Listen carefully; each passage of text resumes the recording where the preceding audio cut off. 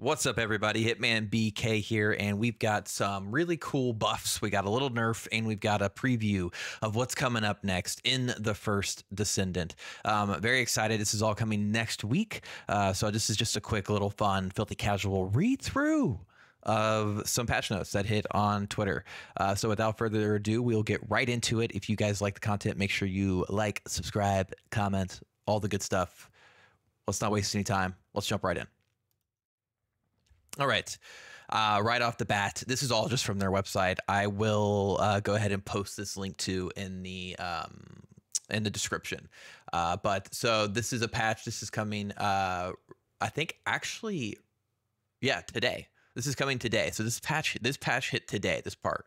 And what's happening today is they're gonna bring the module storage limit up to 1,500 from 1,000, so they're adding 500. I don't think that's enough.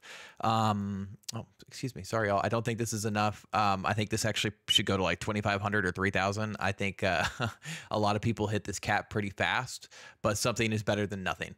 Cooldown for the Vulgus Strategic Outpost has been reduced from 5 minutes to 1 minute. Spawning time between monster respawn has been increased, and the reward amount has been adjusted at the Vulgus Strategic Outpost.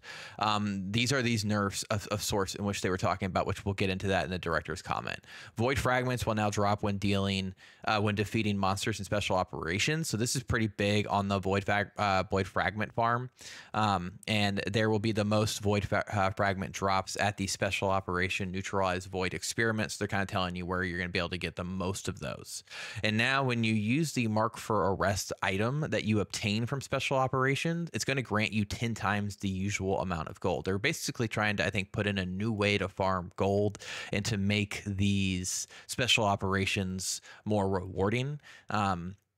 And what that looks like is mark for arrest when used from the consumable tab will now convert to 100,000 gold, and the high value mark for arrest will convert to 1 million gold. So that's actually pretty significant. I'd love for people to sound off in the comments, or I'll look around and see my Discord with my heavy grinders and see what they think about that. That's actually a better way to farm gold. So the director did comment on the nerf to the Circle Valby run. And what he said here is the adjustment they have made for the reward at the Fortress Outpost has reduced things. However, to ensure that the run still remains popular, like ambush point and refined run, they've set the award efficiency significantly higher than originally intended. So they hope to provide numerous farming spots in the first Descendant, each with unique characteristics and usefulness to different Descendants. Instead of reverting the Valby run to its original design intent, we've adjusted it to offer similar efficiency to other high reward hunting grounds.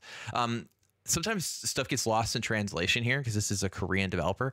So what happened was people thought they weren't nerfing it, then they thought they were. In reality, what they're doing is adjusting it to other runs. So it's still going to be efficient. It's just not going to be like some sort of busted efficient and the only thing you can do. And I think that's actually really smart. Like, they're not just getting rid of it. They're essentially like bringing it into the S tier space that other spaces are in. So if you wanted to, you can go do these other things as well. Additionally, they have shortened the cooldowns for all outposts, so players can play them more frequently without deliberately failing and no longer needing to search for. Okay, so they've shortened the cooldowns for the outpost, so you don't have to fail it. If you wanted to, you can reward it, so you get the finish it, so you get the rewards for finishing it. They've also added gold rewards to special operations and adjusted 4 types of void fragments to be randomly dropped, allowing players to choose and utilize various hunting grounds. Through issues like the Fortress Outskirts and Valby run, we are learning what kind of play style our players enjoy. The experience of sweeping through and farming monsters is of significant value in our game. Your feedback and interests are what drive the continuous improvement of TFD. We listen to your feedback and improve the game. I honestly think this is all positive changes. So that is what's happening today. Let's look into the future. This is, I think, what I'm really, really excited about. They've prepared some information for the August 1st update and what that looks like. So we are getting Ultimate Valby called Sea of Emerald. Finally, the Magisters, which in case you skipped through the whole campaign, basically the Magisters are like this overarching people that kind of control a lot of stuff within the world and help build the Descendants of sorts. So they finished their ultimate project for Valby. The ultimate equipment is called the Sea of Emerald and has fulfilled Valby's long-held desire. It's a nano suit that replicates Valby's former body color and texture. Although covered in a thin layer, Valby feels like regaining a long-forgotten part of herself. Cool. What that means, the modification module. So these are the 2 mods that are going to come that you can only put on Ultimate Valby. And those are going to be called Spiral Tidal Wave and Hydro Pressure Bomb. The Tidal Wave is going to replace the Bubble Bullet with a projectile that flies straight. Spiral Tidal Wave will attract the impurities of Gluttony, making it an excellent choice for intercepting Gluttony. Gluttony is going to be the new Colossus that is coming as well. The pressure bomb, the hydro pressure bomb, is instead of the plop plop, it will leap forward and deal damage to enemies around the landing area. The more enemies in the laundry state, the more powerful the damage, making hydro pressure bomb a strong finishing blow. So this is essentially a nuke. They've added a nuke to Valby. We'll have to wait and see what that comes out, see how good that is. There's a new Descendant coming on August 1st called Luna. Luna is a mad artist, and she has returned to Albion after a long wandering performance. Her synthesizer guns become more powerful when fired in rhythm, enhancing allies' abilities based on the performance. When Luna dances to upbeat music, allies' skill power increases. When dancing to relaxing music, allies' mentality recovers. That's going to be your MP, and resource consumption decreases. And invite everyone to your concert. Unfortunately for the Vulgus, it will be their last stage, but Luna's performance is just beginning. This seems pretty cool. We'll have to see what this looks like in theory. This is definitely going to be a support character. However, there is a modification that turns her into a combat dealer. We'll get to that here in a minute.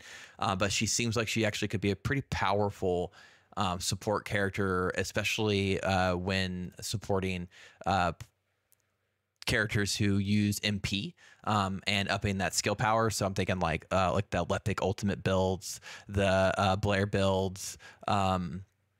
Anyways, you guys know. I think there's a couple of really high tier skill builds where Luna could like really come in and take those to the next level, but we'll have to wait and see.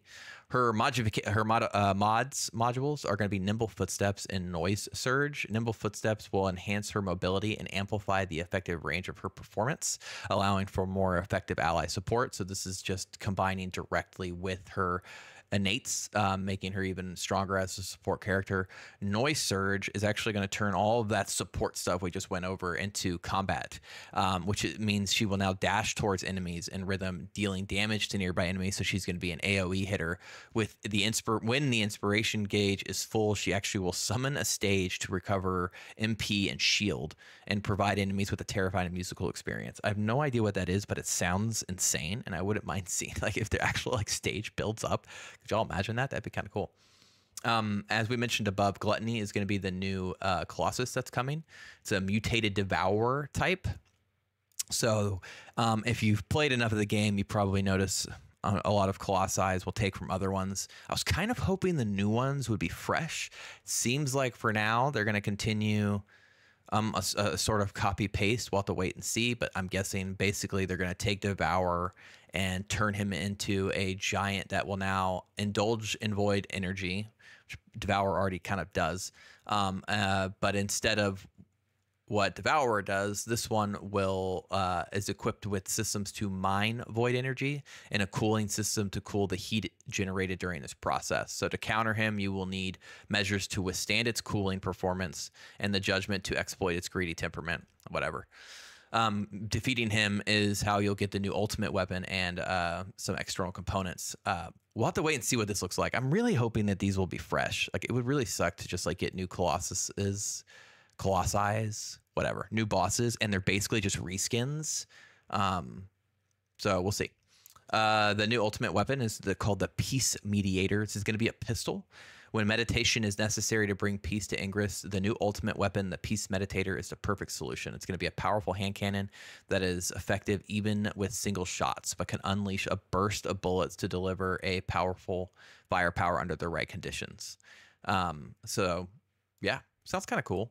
Given that hand cannons or pistols are really high base attack value, this could be another really good S tier DPS dealing weapon. There's going to be a new ultimate module called the Arch Concept. You know what? In case you're new here, I'm not very good at pronunciation. So I probably just said that wrong. Brantley's probably laughing at me. Anyways, this mod is going to increase your defense and mentality when using skills, but decrease movement speed and attack power. That sounds kind of bad, but they think it would be useful for Luna and Ajax. So I don't really know. I don't know if that trade-off is worth it. You'll have to tell me in the comments. There are also going to be some really, I think, cool balance adjustments. Some people read these as nerfs. I think they're actually buffs. And that's going to be to Valby, Blair, and Freyna. These are going to be AoE buffs that are coming. They want to see these Descendants more effectively dominate the battlefield, creating large AoE zones and leisurely watching enemies fall from the rear. So the look says, like right here, look forward to improved performance for these wide range covering Descendants. I think there's going to be some pretty nice buffs to our AoE characters, which I'm guessing will also inherently for the new one as well, since it sounds like she is going to be AoE as well. So Valby, Blair, and Freyna are all getting an AoE buff. Additionally, there's going to be improvements to ultimate weapons to enhance their crit hit chance and damage. Enduring Legacy is already good, so this sounds insane that it's getting buffed. Secret Garden and the Devotion, the hand cannon, it will be improved to boast more powerful firepower with crit settings. So seems like if you've been farming Enduring Legacy, it was well worth it, as it's about to get a buff. And Greg's Reversed Fate is going to get a buff, which I'm really excited about because I love this gun. And they're going to make it so that you can activate its unique effect and more chances. This was like the saddest thing about it. It's actually a really good feeling weapon, but to proc its ability, which is essentially the mortars that like Greg calls down on you when when you're fighting the amazing Greg, you can do that with this weapon. And the only way to do it though is hitting enemies who have a full shield. So I can't wait to see how they're going to change this so you can actually proc that. They're also going to improve the functionality of single shot weapons, allowing players to choose between single shot and rapid fire modes. So a lot of really good buffs coming. There will also be more improvements for convenience to be included in week 5 and new cosmetics. So y'all, I mean,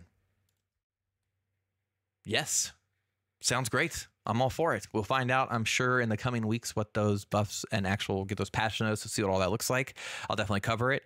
In the meantime, I hope you all are enjoying the video game. I do have like a filthy casual Lepic build I may share.